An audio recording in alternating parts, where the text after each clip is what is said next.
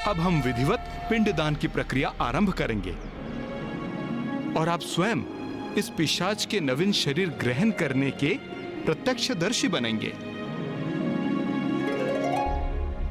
सबसे पहले जनेऊ को अपने दाहिने कंधे पर ले आइए, जिसको आप सभ्य बोलते हैं। हाँ, प्रथम पिंडदान लीजिए। पहले हाथ में जल रखिए, तिल रखिए और पिंड रखिए। सामने अर्पण कर दीजिए।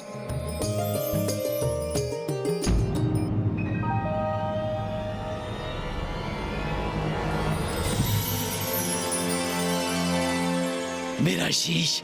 प्रथम दिवस के पिंडदान से यातना शरीर के शीश और कपाल का निर्माण होता है। द्वितीय दिवस के पिंडदान से यातना शरीर के ग्रीवा एवं कंधे उत्पन्न होते हैं।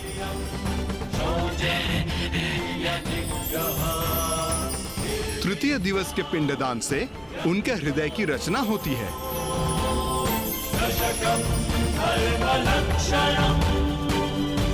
चतुर्थ दिवस के पिंडदान से उनके पेट और पृष्ठ भाग का निर्माण होता है। पंचम दिवस के श्राद्ध से नाभि का निर्माण होता है। छठम दिवस के पिंडदान से कटी प्रदेश का निर्माण होता है। सप्तम दिवस के पिंडदान से गुई भाग का निर्माण होता है। अष्टम दिवस के पिंडदान से उरु का निर्माण होता है। नवम दिवस के श्राद्ध से तालू और पांव का निर्माण होता है।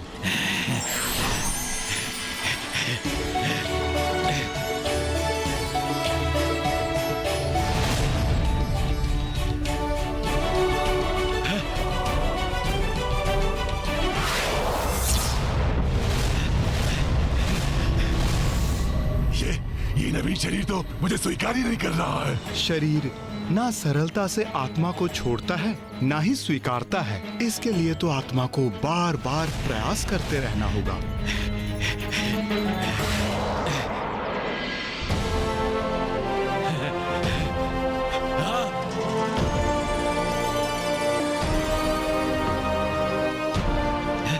ब्राह्मण देवता, इनका तो संपूर्ण शरीर ही प्रस्तुत हो गया, तो फिर दशम दिन के पिंडदान से क्या होगा? उससे जो भी हो, तुम तो शीघ्र मेरा पिंडदान कर डालो पुत्र, क्योंकि अभी तक जो भी हुआ उससे बहुत प्रसन्न हूं मैं, क्योंकि मैं पुनः पूर्ववत हो गया हूं।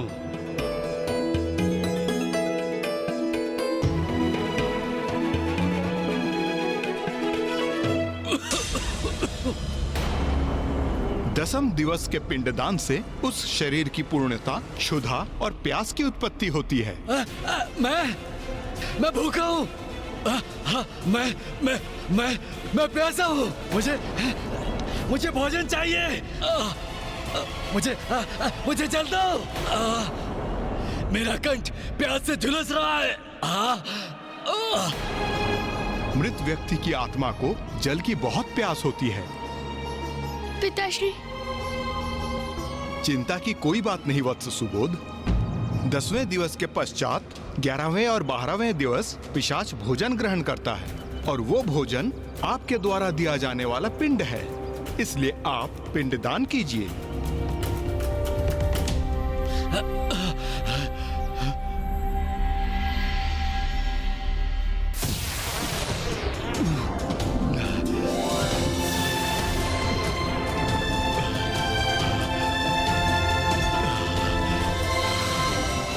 भोजन।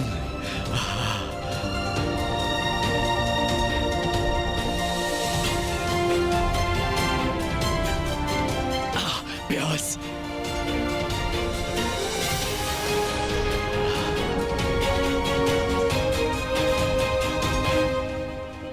कितना प्यासा था मैं, अब तृप्त हुआ हूं मैं।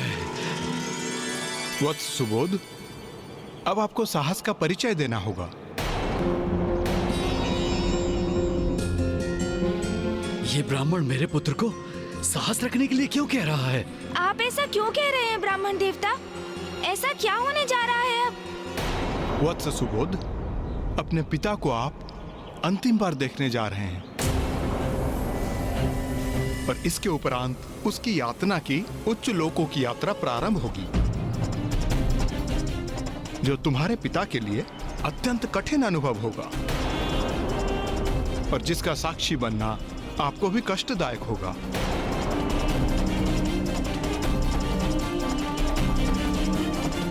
ब्राह्मण देवता, क्या इस यात्रा में मैं अपने प्रिय पिता की कोई सहायता कर सकता हूँ? हाँ वत्स, एक बार वो पृथ्वी की परिधि से बाहर निकल जाएं, तो यमलोक पहुंचने तक उनकी यात्रा का प्रत्येक दिवस हमारे लिए एक मास के समान होगा। इसीलिए प्रत्येक मास को आप उनका पिंडदान करोगे। यमलोक पहुंचने के उपरांत उनका एक दिवस हमारे लिए एक वर्ष के समान हो जाएगा। इसीलिए प्रथम वर्ष के उपरांत एक वर्ष के बाद ही पिंडदान करना आवश्यक होता है। किंतु मेरे पिता की मृत्यु को एक वर्ष तो बीत चुका है। तुम्हारे पिता की मृत्यु को एक वर्ष पूर्ण होने के कारण हम उनके लिए मासिक पिंडदान अभी एक के बाद एक साथ ही संपन्न करेंगे।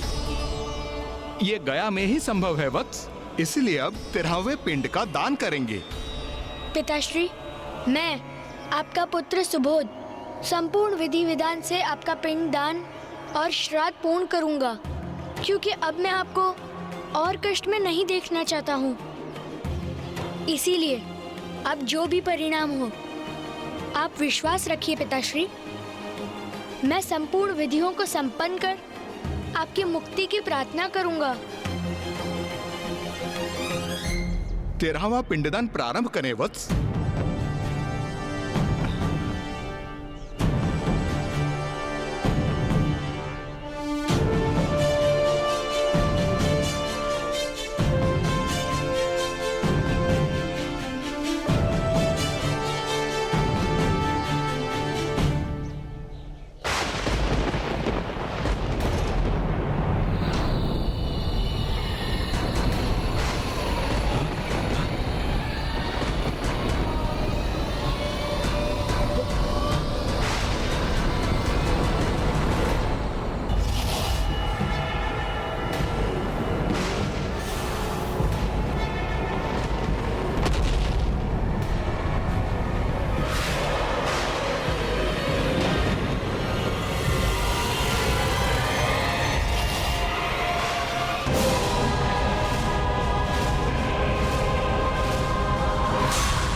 पिंडदान के साथ आत्मा को यमदूत बंदी बनाकर ले जाने के लिए आते हैं।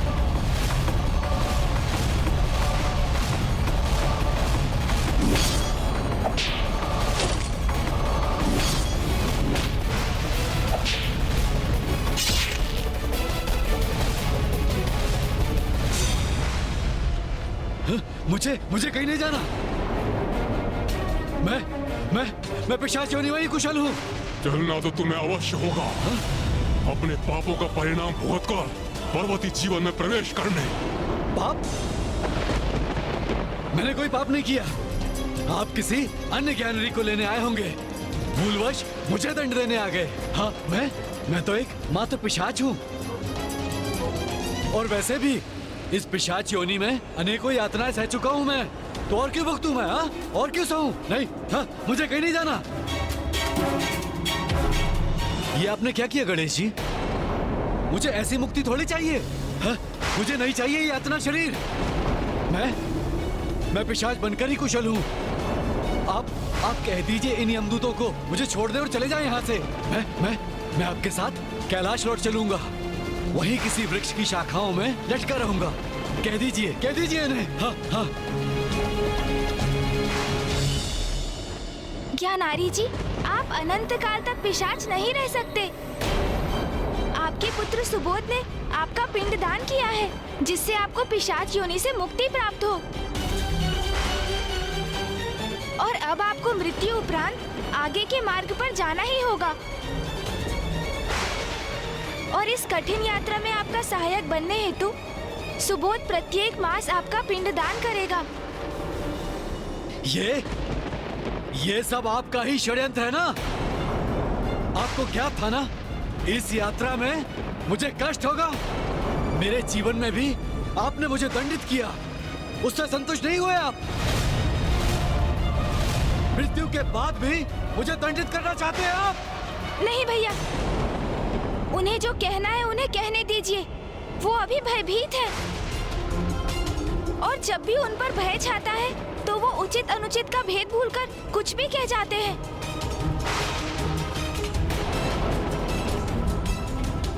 ज्ञानारी, मेरे अनुज गणेश ने मुझे शांत होने के लिए कहा है, किंतु फिर भी मैं ये बात अवश्य कहूंगा। तुम बड़े ही कृतज्ञ हो। पूर्व में तुम हमें ये कहकर सताते रहे कि तुम्हें मुक्ति प्राप्त नहीं हुई है, मुझे मुक्ति दिलवा। और अब जब हम तुम्हें मुक्ति दिलवाने के लिए तुम्हारा पिंड दान करवाने यहां लेकर आए तो तुम कह रहे हो कि तुम्हें मुक्ति नहीं चाहिए और अपने कष्टों का दोष हम पर मढ़ रहे हो। अरे ऐसी कष्टप्रद मुक्ति किसे चाहिए?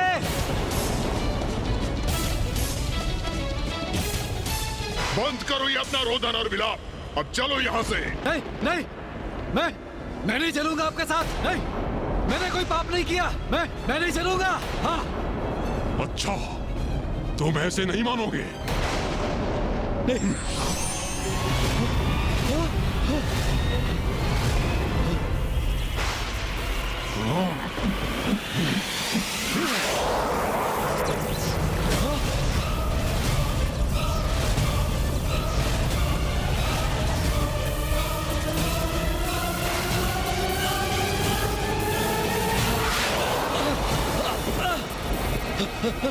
नहीं पुत्र सुबोध, पूजा के स्थान से उठने पर पूजा अधूरी मानी जाती है, इसीलिए तुम्हें ही नहीं हम सभी को भी यहाँ स्थित होकर रहना होगा।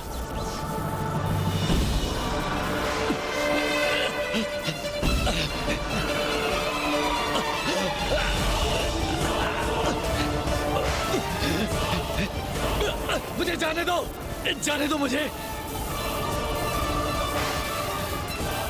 कोई पाप नहीं किया, कुछ नहीं किया मैंने कुछ नहीं किया। छोड़ो मुझे।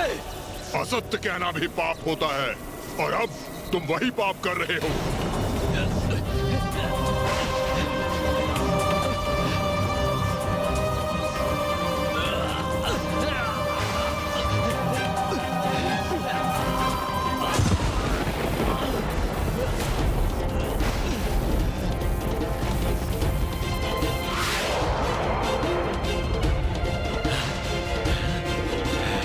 तुम हमारा बहुत समय व्यर्थ कर चुके हो ज्ञानारी, और हमारा समय व्यर्थ हो ये हमें कदापि स्वीकार नहीं।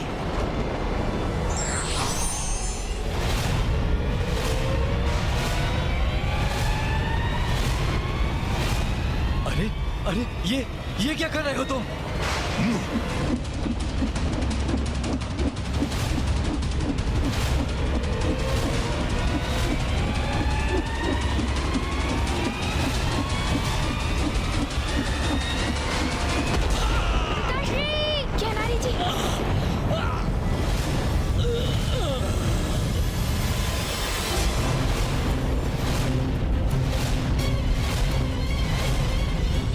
ये क्या किया आपने ज्ञानारी जी के यातना शरीर को ही चीर दिया, उनका अंत कर दिया आपने। अब उन्हें मुक्ति कैसे प्राप्त होगी?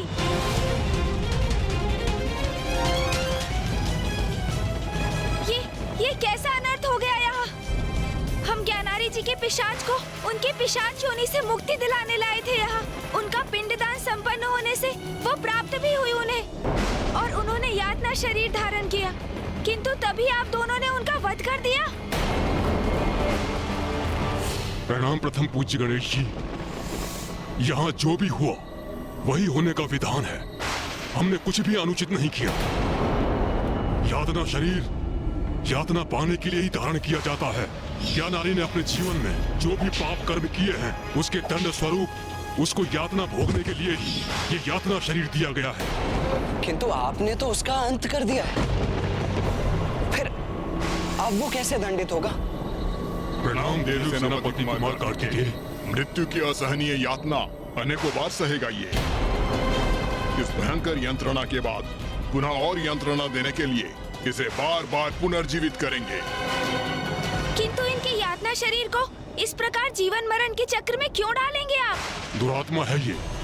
अपने जीवन में अनेकों पाप किए हैं इसने। ऐसे पापियों के पाप कर्म का यही परिणाम होता है।